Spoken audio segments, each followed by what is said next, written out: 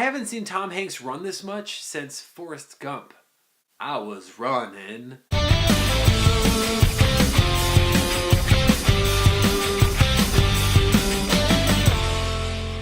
What's up, everybody? My name is Matt Hay, and welcome to The Real Review.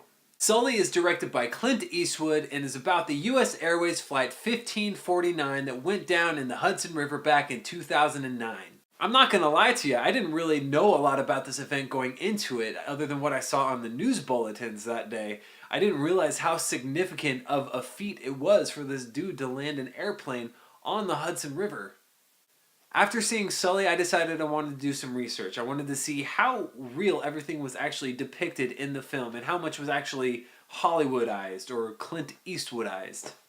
But we'll talk about that later. For now, I want to talk about some other things, and one of those other things is the direction in this movie by Clint Eastwood. He knows how to direct a movie, and I think he's proven that time and time again from his other films. Not necessarily the stories in the other films and how good and coherent they may or may not have been in the past. In Sully, the direction is great. Clint Eastwood knows how to take these small moments, these small dramatic moments, these quiet moments, and make you feel invested in the characters and what's happening. At the same time, he can take you into these giant scenes, namely the crash sequence in this film, and make you feel like you're on the edge of your seat, like incredibly tense, like, oh man, I don't feel good about this situation right now.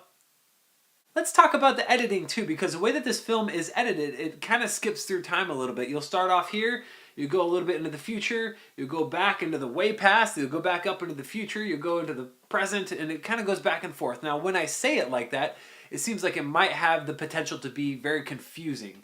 This isn't the case with this film, though. I feel like maybe in a different director's hands it would have been more confusing, but the way it was edited, from the editor's point of view, and then also the way that Clint gave direction, it made a lot of sense. It actually made the story more dramatic just in itself, and it was really well done. It worked out brilliantly for this film. I've seen this movie twice now, and the biggest plus by far in this film is Tom Hanks. The man is just awesome. It doesn't matter what film Tom Hanks is in, he's usually good in every role he is. It could be a terrible film, but Tom Hanks was good. You know who else is great in this movie is Aaron Eckhart. He was fantastic. The banter between him and Tom Hanks in this was just spot on, and honestly I felt like I could have used a little bit more of that. It was some of my favorite character interactions was between those two. Another thing that I think is a really big deal for this film, even though it might not seem like it, is the runtime. It's actually very short in comparison to the other Clint Eastwood films.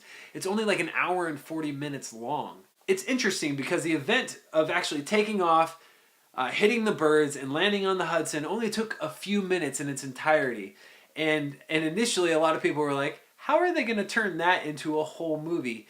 And I think what they did with it is brilliant. Although I think if they would have tried to make it a 2-hour movie, I think it would have been okay, but not nearly as good as it came out in this hour and 40-minute runtime. The last thing I want to talk about, something I really liked about this movie, and I mentioned it earlier, is how accurate it is. Yes, there are liberties taken, there are some Hollywoodized things that happen in this film, and some Clint Eastwoodized things that happen in this film, but not nearly to the extent that I've seen in other based on true story type films. I got a chance to read some of the interviews of the people that survived the crash and went and saw the film, and they were blown away by how accurate it was. A lot of them felt like they went back in time and experienced it all over again. The biggest Hollywoodized part about this film was the NTSB and how they were investigating Tom Hanks and his co-pilot Aaron Eckhart. Where the Hollywoodized part comes in is that in this film, they're made out to be more of the antagonists, like the bad guys or the villains of this film. It's a little disappointing that this film, especially in this regard, isn't entirely accurate from a historical standpoint, but what I think the screenwriters and Clint Eastwood and the producers actually get is that in a good film, people want a bad guy to root against, and I think that's what they were going for. They made them the villains when there really wasn't a villain of the film. Maybe the geese. I'm just going to resolve that the real villains of this film were the geese that hit the plane. What were you thinking, geese? Anyways, it made for a better film. It gave us a villain to root against, but it wasn't historically accurate, and so I could see how that could be a point of contention for people about not liking that part of the film.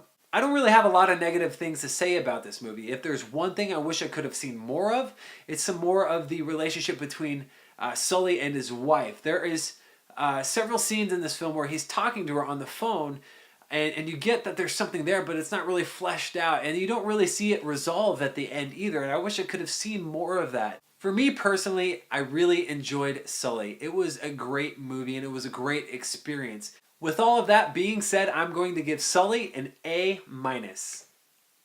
So what did you guys think about Sully? Go ahead and let me know in the comment section below. Like this video, subscribe to my channel, and you have a fantastic rest of the day. And remember to keep it real.